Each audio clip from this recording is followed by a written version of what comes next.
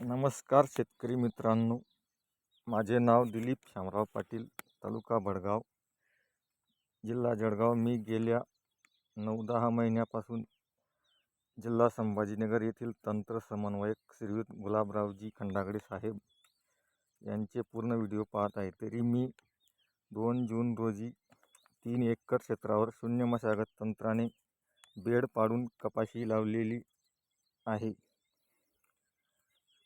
हे माझे पहिलेच वर्ष आहे. अजून 2 एकर क्षेत्रावर बेड तयार आहेत व त्यावर मूग लावणार आहे. मी 2 वर्षापूर्वी 2022च्या ऑगस्ट महिन्यात बेड पाडून केळी लावली होती.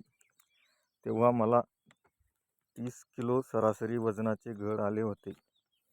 मी सन 2008 पासून केळी लागवड करतो, तरी मला आजपर्यंत 30 किलोचे सरासरी वजन मिळाले नव्हते. त्यामुळे मी आता माझे पूर्ण 7 एकर क्षेत्र शून्य मशागतमध्ये आणणार आहे. तरी मी गुलाबराव खंडागळे साहेबांचे आभार मानतो की त्यांनी या शून्य मशागत तंत्राचा प्रसार करण्यात मोठी भूमिका बजावली आहे. तसेच शून्य मशागत तंत्र हे आजची काळाची गरज झालेली आहे.